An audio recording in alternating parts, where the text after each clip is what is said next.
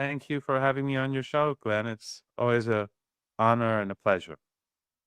Well, it seemed that Iran's strategy in this war has been, well, let's say strategic patience. That is, it has the benefit that it can outweigh the United States.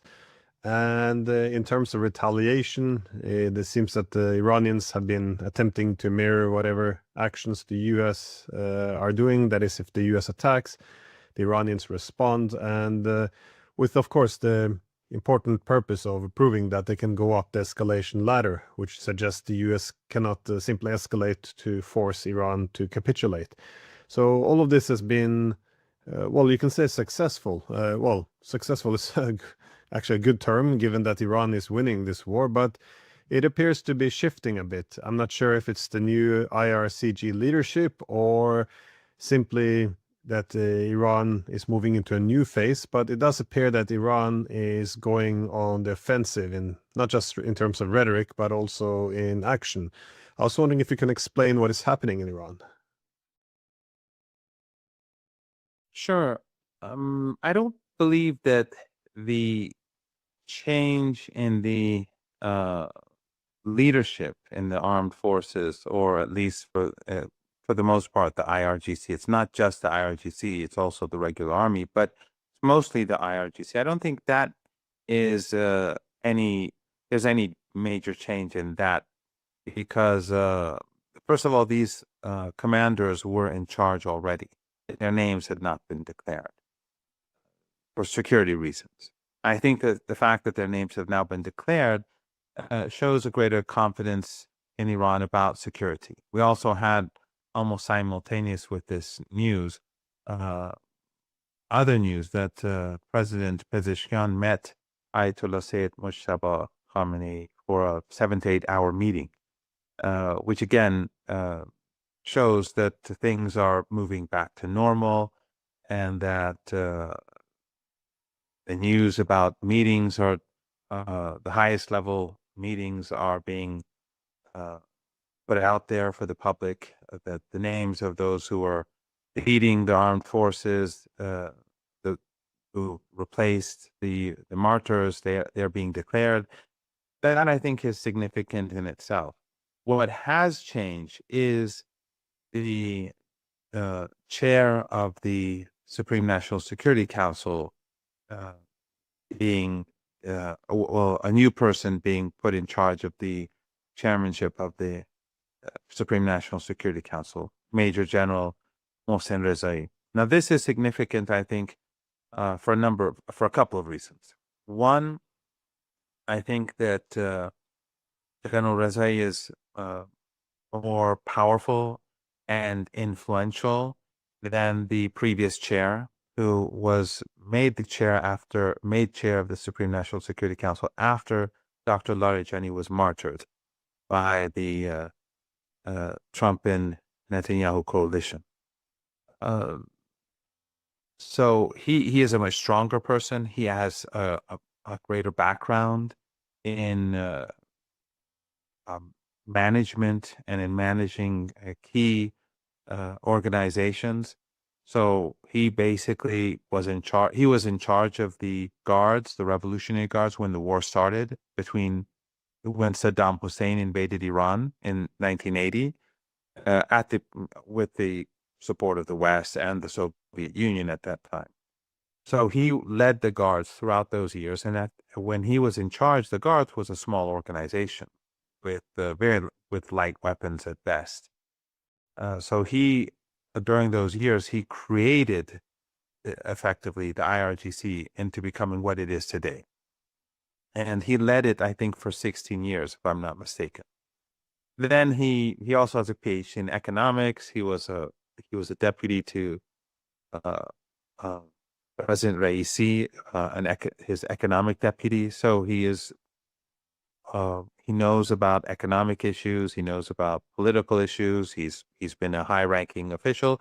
He's obviously a person who has a great deal of capabilities and knowledge that will be important for his position, because the Supreme National Security Council is not just about military. it's not about just about war. It's about foreign policy. It's about economics. It's about all things that are important for the security of the nation. And members of the council include key economic figures in the government, the foreign ministry, and key members of parliament for different meetings, depending on what the topic is. So he's a stronger person. He's more influential, and he has a lot more experience. That's one aspect of it. So I think that this is going to make the Supreme National Security Council a more powerful entity in the state than before, simply because of his character.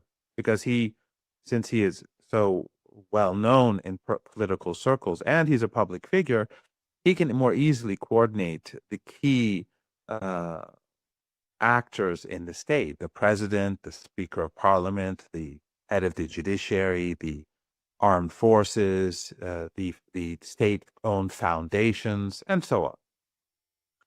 In addition to that, we know that his position, his public position, is towards the United States and towards the Israeli regime and towards this coalition that has been created against Iran, is more assertive, significantly more assertive. And so I think that his view on the conflict or on the war that's been waged against Iran is to be on the offensive, more on the offensive. In the past, as you rightly pointed out, the Iranians would retaliate as time went on. Iran's retaliation usually was more severe than the American strikes. So especially during the last episode, the last chapter of violence after the United States tore up the MOU and restarted the war, the Iranian responses became increasingly harsh towards the Americans. In other words, if the Americans hit a target, the Iranians would do more. They would hit back harder. But I think that Dr. Rezai's view on the situation goes further than this, and that he is going to be much more decisive. If the United States escalates, whether through economic pressure or military pressure, I think that his response is going to be much more decisive and much more painful to the anti-Iranian coalition. So I think this is a substantial change. And also, since he is a major general, all of the commanders in all of the different parts of the armed forces, they are going to have, he's going to be able to easily communicate with them and to understand their issues. And so he's going to be able to help the armed forces more than probably anyone else. Well, I I see the United States having, well, let's say, painted itself into a corner. That is, it doesn't have any more, or if it ever had, any convincing path to victory. So it can't win, but also it doesn't know how to put an end to the war either. Of course, it's signed documents, most importantly, the Memorandum of Understanding. But for the Americans, I think, it's politically impossible to actually, well, follow through on what they signed. That is, it's always difficult to see them formally accepting the Hormuz being under Iranian administration. They can't really end sanctions. They won't return Iran's assets, the reparations of 300 billion. I mean, they might sign it, but they can't actually do it, which means that they are now, they can't win, and they don't have a way out for peace either. And meanwhile, Trump, of course, in his desperation, is digging a deeper and deeper hole in terms of his rhetoric. That is, the Strait of Hormuz is now wide open. It's in U.S. control. The steel wall has been formed, and well, after Iran has been completely defeated, the Strait of Hormuz will be U.S. territory. I mean, all this rhetoric, it seems to get more outlandish the worse the situation gets for the United States. But it kind of shows the desperation they're in, though. And when great powers are desperate, they can do, well, not just foolish things, but very aggressive things. I was wondering, how do you see days, if not weeks ahead? Do you expect another round of war? There's a possibility of war. The Americans have informed Iran through third parties that they are preparing for a strike, preparing for a war. The Iranians, now it doesn't mean that will necessarily happen, but that those messages have been sent. The Iranians have also seen the U.S. build up in the region. They are prepared for war, and the Iranians are preparing for war. They're fully prepared, and they're continuing to expand their missile program, their drone program. They're developing new missiles. They are expanding their underground missile and drone bases and their factories, as well as their command and control centers. They're basically preparing also the country for a long-term war. The government has been shifting towards a wartime economy. And I think the Supreme National Security Council has played an important role in that as well. So Iran is prepared both for another wave of attacks that could last at least a week or two, and they are also preparing for a war that would last until the end of Trump's presidency. Now, it doesn't mean that the war will last until then, and it doesn't mean that the United States will strike, but the Iranians are preparing themselves. Also, the Iranians have warned that right now the Strait of Hormuz is closed, of course, but Iran does allow some ships to go through, both through its own corridor, which is easily accessible through the internet, but also from the Omani coastline. Some ships do go through, and those are largely with Iranian coordination. In other words, through the Iranian corridor, ships that are from countries friendly to Iran, they can pass through, those that haven't participated in war. But sometimes there may be a ship or some ships that are from countries that are friendly to Iran, but they are afraid to go from the Iranian corridor out of fear of punishment. So on some occasions, the Iranians allow them to go alongside the Omani coast. Or there are some deals going on. I mean, there are negotiations taking place, and there have always been negotiations taking place between Iran and the countries in the Persian Gulf. So sometimes Iran allows some ships to go through based on agreements that exist between, let's say, the United Arab Emirates and Iran. So these things do exist. But if the United States escalates economic warfare, the Iranians, we've heard that the Iranians could start targeting U.S. naval ships. Iran is known to have capabilities that it has not used because it does not want to go up the escalation ladder too far, for the time being at least. But also Iran will completely shut down the Strait of Hormuz. That will be one of its responses. And that means just complete shutdown where nothing gets through, and probably no pipelines would be functioning either, whether in the Emirates or in Saudi Arabia. So there are, the Iranians are prepared for all sorts of escalation, whether it's economic escalation, whether it's military escalation, but ultimately they're prepared for a very long fight. Yeah. No, well, like I said, I think, at the heart of the problem now is I think that the U.S. only off-ramp for them, which works, would be a return to the old status quo, while for obvious reasons, the old status quo is completely unacceptable for Iran. I mean, can't have 47 more years of this. But given that it's likely leading up to another escalation, and Iran is now prepared to, well, act more confidently or go on the offensive, what might we see from Iran, though?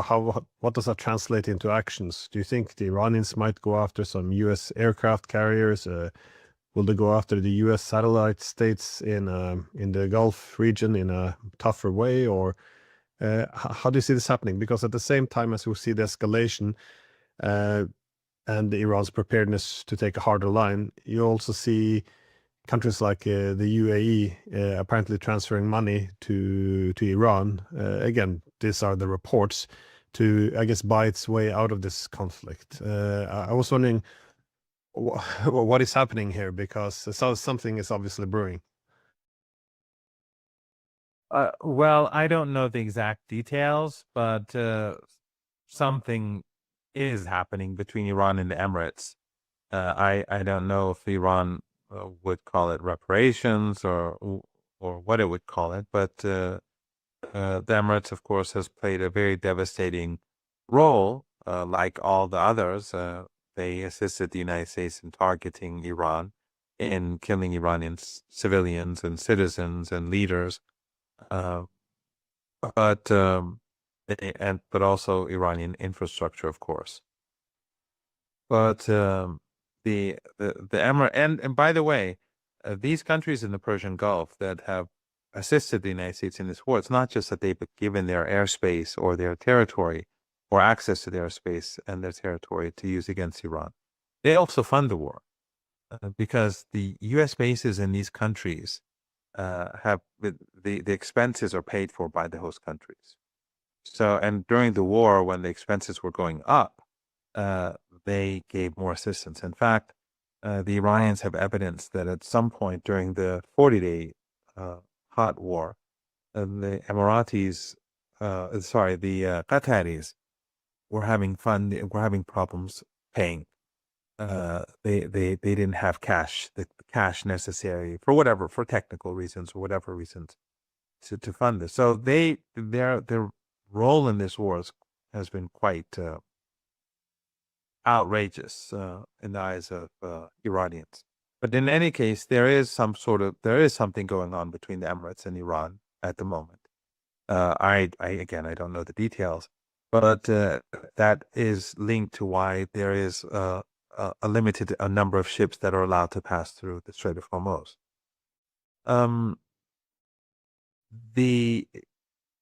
I think the Iranians are going to, as the Americans would like to say, for them, all options are on the table. And that would mean both targeting U.S. naval assets, but also the countries that have been hosting U.S. bases. And the United States has not left these countries. Their bases have been either destroyed or partially destroyed or mostly destroyed, not partially destroyed. But U.S. forces are now based in hotels, in buildings that are not linked to any military. So they currently exist, especially in Kuwait and in Bahrain. The governments are particularly helpful to the U.S. military, but in Saudi Arabia and the Emirates and in Qatar and also in Oman, they have a significant presence. But I think that the Iranians are weighing all their options. It depends on the form of escalation. If the United States escalates in a particular way, they will respond in a particular way. That's what we've seen throughout this 5.5 months. But the difference today is that it seems clear that Ayatollah Khamenei wanted Major General Rezai to be the chair of the Supreme National Security Council because he wants to respond to U.S. and Israeli aggression against Iran, but also across the region in a more decisive and proactive way. And well, if in this retaliation, the Iranians obviously not only go after the United States and Israel, but go after the Gulf monarchies. How vulnerable are they now? Because they already taken quite a hit over the past few months. But if we're talking about going up the escalation ladder, again, well, what might we be looking at here, though? Well, Glenn, if we look at Iran's military capabilities and how they've evolved from True Promise 1, when uh, Ismail Haniyeh was martyred in Tehran right after President Pezeshkian's inaugural ceremony. Iran struck the Israeli regime, and it was called True Promise 1. If you compare True Promise 1 to True Promise 2 and then 3, and now and at the beginning of this war, the current war, and the latest chapter in this war a few weeks ago, when the Americans restarted the fighting after tearing up the MOU effectively, we see that Iran's capabilities have improved dramatically at all levels, whether it's air defense and downing U.S. Drones, and whether it's Iran's capabilities, planes capabilities in striking with greater precision and greater devastation.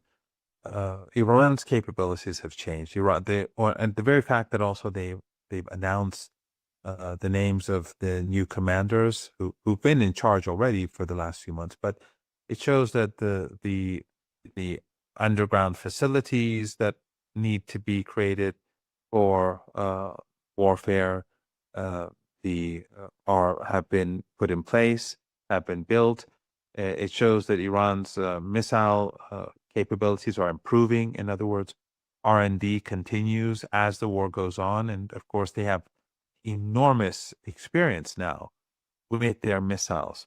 So in the next chapter, I think that Iran's strikes will be far more decisive, and Iran will be capable of doing whatever they want to these monarchies in the Persian Gulf very swiftly.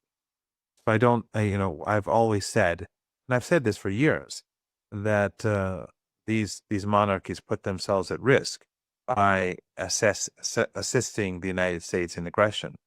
But and I've said during the past few months that these countries will collapse if Iran targets them in retaliation, if Trump actually carries out his threat to send Iran back to the Stone Age and so on. But literally every day that goes by, Iran's capabilities increase. And so I think it becomes easier and easier for Iran to hurt them decisively and to inflict pain on them that they simply cannot tolerate. But also, Iran's capabilities in striking the Israeli regime are much greater today than even a few months ago. The precision of Iranian missiles is becoming far more devastating. And so I think that the Iranians, if the war expands, it will easily be able to destroy very key and sensitive installations and assets of the Israeli regime, whether inside the 1967 borders or beyond, or whether in Lebanon or Syria. The pain that Iran can inflict on the Israeli regime now is far greater because of the precision of the missiles and because of their ability to use evasive measures, and also because of the shortages that the United States and the Israeli regime now have when it comes to air defenses. And Iran is producing new missiles and drones far faster than the Americans have the ability to build new air defense missiles. Well, that's what I assume would have to be a calculation for the Americans when they do their strategic planning here or think about doing another round of war. If I was in the US, I would look at how the numbers continue to go the wrong direction. Not just put the global economy aside, but we see that in the US they have this growing weapons shortages. I mean, it's becoming a bit of a scandal in the US how they're running out of weapons, how irresponsible it is. But at the same time, we're seeing the Iranians building up. So you would assume that there's some would be looking for a diplomatic off-ramp. But as I said, none is forthcoming. But there are small things happening, it seems. That is, the US could simply just walk away from this and pretend they won. And as Scott Pleasant said, pretend the Strait of Hormuz is irrelevant. I'm hoping he said that for a reason, that they might walk away, but you also see countries like the UAE apparently handing over some money to Iran to part of some deal. I haven't heard any developments now on the deal between Oman and Iran, but apparently, they are still discussing how to manage the Strait of Hormuz. And then you have other countries, be it this defense pact we talked about before, about Turkey, Pakistan, and Saudi Arabia seeking to, have something in place as the U.S. presence diminishes. So things are happening on the diplomatic front as well. I was just wondering, is there anything there you see having some great potential, or are these still not, worth what I'm looking for here? They're still not changing the situation on the ground. A number of important changes have taken place. Well, but first of all, the negotiations between Iran and Oman are over. The text is finalized. They're just not declaring anything because there's no reason to do so. Because there's a war going on, the United States has imposed a siege, so there's no purpose in declaring some agreement over the Strait of Hormuz. It would, and this I'm just speculating. Perhaps Trump would use this as a means to manipulate the oil markets. So there's no purpose in announcing this because it's not going to bring about any change. This will only be implemented when the strait is open, and for the time being, there's no news of that.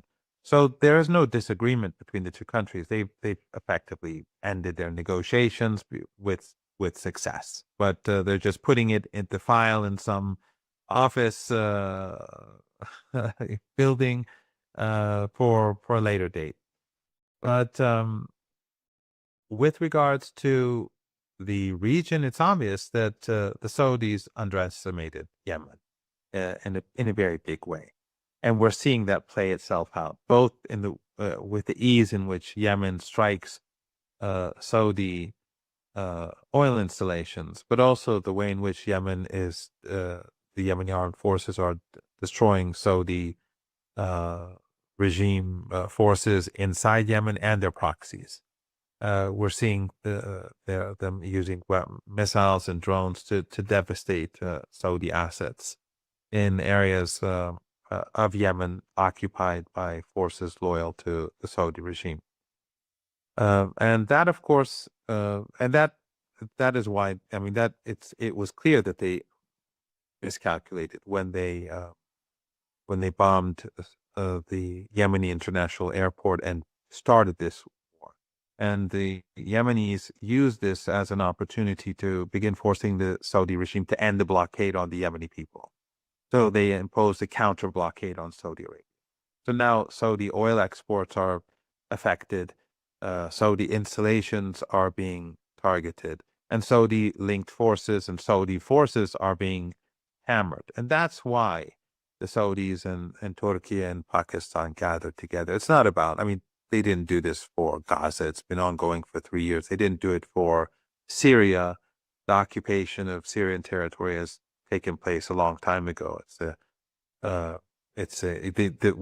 second wave, the new occupy. I mean, the Golan Heights have been occupied since 1967, but the new territories that have been occupied, which are far more important and far larger than the Golan Heights, in response, Saudi Arabia and Erdogan and Pakistan didn't do anything. And it's not about Lebanon, southern Lebanon being occupied. It's all about Saudi Arabia and Yemen. Now, the objectives of Pakistan are very different from Saudi Arabia, and the objectives of Turkey are also different. And we've seen that since the signing, Yemen and Saudi Arabia are fighting, and nothing much has happened on that front. Now, they may say it send a few ships to the Red Sea, but it's not going to. I don't believe it's going to have any major benefit for Saudi Arabia. So Yemen is now it's flexing its muscles, and that is going to be important in the weeks ahead. The Iraqi resistance is prepared for war, and they have said that they have not uh, canceled the response that they're going to give to Saudi Arabia for the bombing of uh, the Popular Mobilization Forces, which are part of the Iraqi military. So the U.S. Saudi bombing, they say, is that file is still open, and so we see that the regional component to this war is more important today than it was before. So if you go back during the last 5 months, I've been, well, um, closing in on 6 months. During the past, let's say the first 5 months of the war, it was basically Iran versus the coalition. But now the resistance front is expanding. It's a work across the region. Yemen, of course, it has its own grievances, but they're still coordinated. And so the closure of the Bab el-Mandab Strait and the Strait of Hormuz together increases the pressure on the United States dramatically. But if the United States pushes for further escalation, then obviously this side can escalate further too. And also, if the Israeli regime continues with its aggression in Lebanon and in Gaza, then based on the new policy of the Supreme National Security Council, let's say, then Iran's response may be more decisive, and it may take less time for it to be carried out. In other words, Iran may show less patience than before. So the Americans don't, as Trump likes to say, the Americans are not the ones with the cards. And the more the Americans escalate, the more Iran will escalate, and the more Iran's allies will escalate. And every day that goes by, Glenn, as we've been discussing for months now, the global crisis, the global economic crisis, is getting worse. Now, the timeline may be different from what I expected, because my knowledge of global economics is limited. I didn't know that, for example, China had such enormous reserves. But in any case, and also Iran has been cooperating, or they've been working with some of the countries in the region, as I said, to allow limited exports, or allowing its friends to export. So the timeline that I had thought would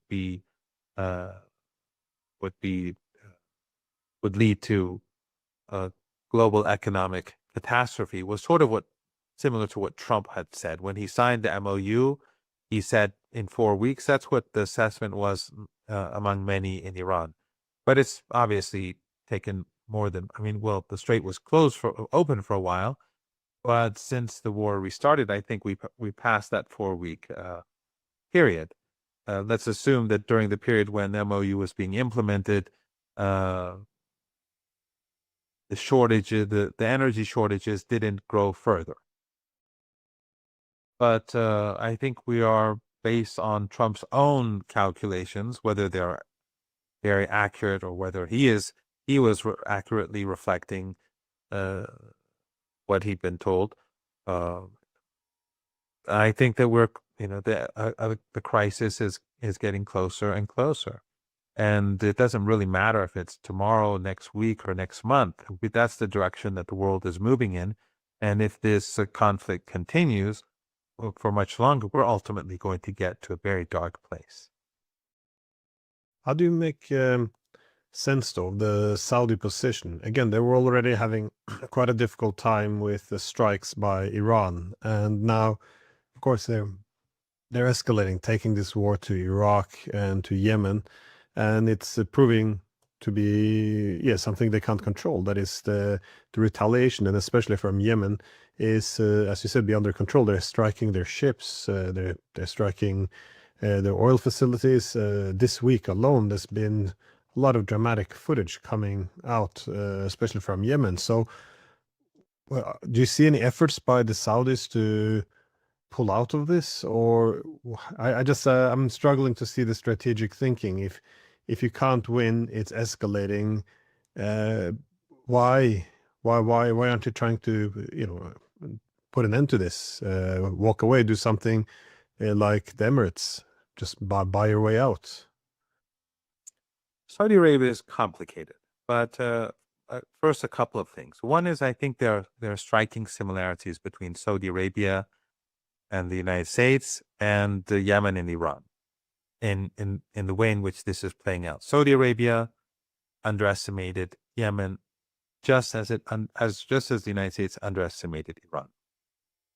The United States, and this shows, Glenn, that Mossad intelligence and CIA intelligence and the intelligence of Western agencies are not very good. They know far less than we thought they knew. They underestimated Iran's missile and drone capabilities, their underground cities, which are expanding. Iran is building new missile bases, underground bases, as we speak. They underestimated them. They underestimated the number of missiles that Iran has. They underestimated the number of factories that Iran has. They underestimated the R&D, Iran's R&D in military technology. They underestimated everything, and not just in a let's say in a significant way. They completely misread the situation. I think that the same is true with Yemen. Yemen was quietly building up its underground capabilities, its factories, its missile and drone factories, its underground missile and bases and drone bases, and the Saudis underestimated them. And although it is, I believe, this to be correct as well, that the Americans encouraged the Saudis to strike Sana'a International Airport and to begin this confrontation in the belief that Yemen would not respond or that it did not have the capability to respond. But as we're seeing, and as you pointed out, during the last few days, we've seen very impressive strikes on Saudi targets across the board. So I think that they miscalculated, they misread the situation. The Saudis, just like the United States with regards to Iran did. And but also, I think that Mohammed bin Salman is somewhat similar to Trump. These monarchies are in the Persian Gulf are led by people who are surrounded by yes men, and of course I'm sure they get their intelligence briefings from CENTCOM and so on. That's where they get much of their information. And CENTCOM and the U.S. intelligence agencies tell them what they want them to know. So they mislead them as well. But in any case, they're surrounded by yes men. And I mean, look at Mohammed bin Salman's track record. He kidnapped the Lebanese prime minister, Hariri, when he was the prime minister, imprisoned him, beat him up, the prime minister of another country. Not very smart. He began the genocidal war in Yemen with the support of the West and the entire region, except for Iran. Qatar and Turkey under Erdogan supported him as he was carrying out a genocide similar to what we see in Gaza. Although Yemen could fight back and it was much larger. But they tried to starve the people, and they did. It failed. So that was catastrophic. Since 2015, hundreds of billions of dollars were spent on Yemen. And hundreds of billions of dollars on these mega projects, which got him nowhere either. Again, doesn't show great wisdom. And Saudi Arabia today doesn't have the financial cushion that it had before. And this is a big issue now because of these wars and because of these mega projects. Then he imposed the siege on Qatar, another foolish act. And we also then saw what he did to Jamal Khashoggi in Turkey. So he's not the most, let's say, wise of leaders. And that, I think, makes him strikingly similar to Trump, even though Trump humiliates him regularly. But there are striking similarities. So it's not as if he's very wise. His actions don't show that. So Saudi Arabia is in a very difficult situation now because, as I said, it does not have the financial reserves that it used to have at all. And this, by the way, Glenn, and I'm sorry for digressing, but uh, we have to keep an eye on Japan and the Japanese currency and the fact that if this continues, but also Trump was depending, he was counting on further milking of these Arab monarchies. He was hoping that they'd spend $2 trillion or more for the AI, for the development of AI in the United States. They're not making money. They're losing money. They need their reserves. And Saudi Arabia is particularly vulnerable. Qatar is also not doing exceptionally well, but Saudi Arabia is particularly vulnerable because it has wasted all the money on wars and on these mega projects and so on, these failed mega projects. So Saudi Arabia is not in an ideal situation, and it has reflected, it has shown itself in its dealings with Iran. Saudi Arabia is now behaving different than before, but its conflict with Yemen continues, but its behavior towards Iran has shifted, at least for the time being. My last question, though, is just how you see I guess, the international order shifting in terms of how it's possibly benefiting Iran, because what's happening in East Asia now in the war against Iran, it does reflect a wider trend around the world, which is the US is facing growing economic problems. Of course, they're having deeper social, political problems at home. They're being balanced abroad militarily. And, well, overall, we are seeing rise of these new rivals. I was just wondering, how do you see the world order changing? Not just as a direct result of this war, although I would say this is a huge component of this wider trend, but how is the shift in world order impacting Iran, or how will it impact? Well, first, I think in the West, things are going well for Iran. Europe, because of its own foolish policies, the war in Ukraine has had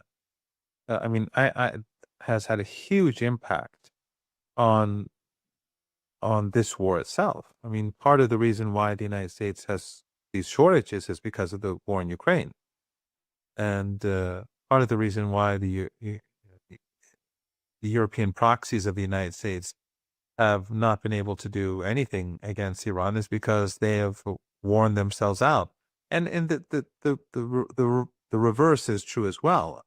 The U.S. war in West Asia has weakened its position in Europe and in Ukraine in particular. So there is a strong relationship between the war in Europe and the war in West Asia. And I'm not saying the two conflicts have melted into one another, but I think the coordination between Iran and its allies and Russia are probably much greater than we think. So Europe is much weaker today, and it is declining fast. I mean, I don't think Iranians have any ill will towards ordinary Europeans, but I'm talking about the governments and and NATO and the EU and the UK as a let's say as entities that have centuries of colonization in their in the that have influenced our lives for all these years. The United States, the changes taking place there, I think, are also very good for Iran. The very fact that Trump, this whole episode of Trump in Turkey, where he fled the plane and was hidden and taken, changed planes twice, I think. And then it turns out it was Israeli, as expected. As soon as I heard the news, I was absolutely certain it was Israeli intelligence, and it turned out to be exactly that.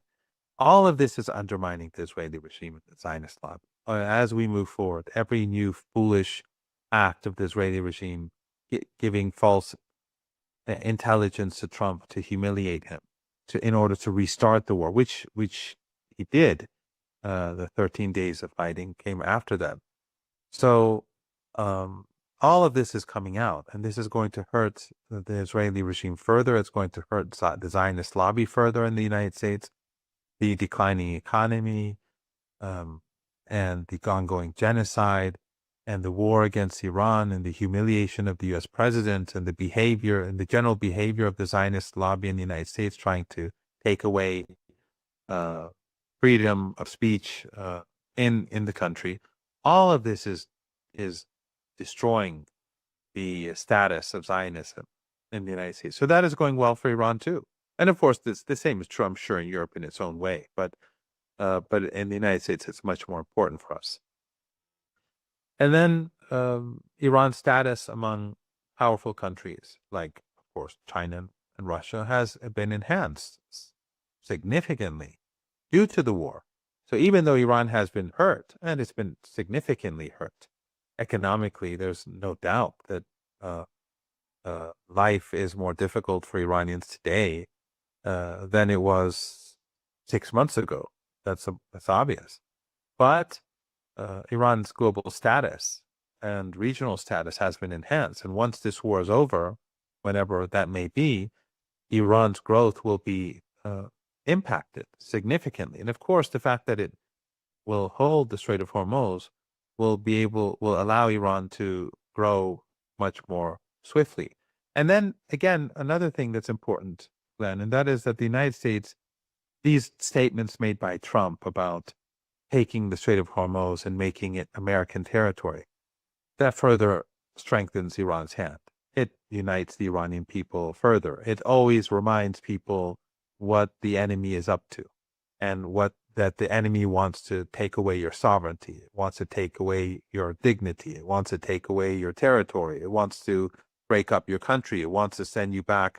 It wants to exterminate your people, by obliterating the country. So every time Trump reminds the Iranian people of who he really is, and what his personality is like, and what the political establishment in the United States and the Zionists are like, that further unites the country, and it creates stronger sympathy for Iran across the world, because what Trump says, wherever he may be, wherever he may say it, is heard around the world. So, it's, I think, the United States, it's as if, besides the death and destruction, beside the murder of children, the slaughter, and the daily slaughter in Lebanon and Gaza, and the attacks on Iran, and the murders that they carry out in Yemen, all that aside, it's as if the general policies of the United States are being devised by the Iranians. It's like they're making the worst possible choices and the worst possible decisions in their dealings, in their attempts to undermine Iran and its allies. Yeah, one can often assess the mistakes of the U.S. measured in economic and military terms, but if we also shift towards the soft power, which has been one of the great successes of the United States, it has truly been shattered, and also how it's able to sell wars. I mean, from only over the past years or decades now, we see from the war against Serbia, Afghanistan, Iraq, Libya, Syria, against Russia, Iran.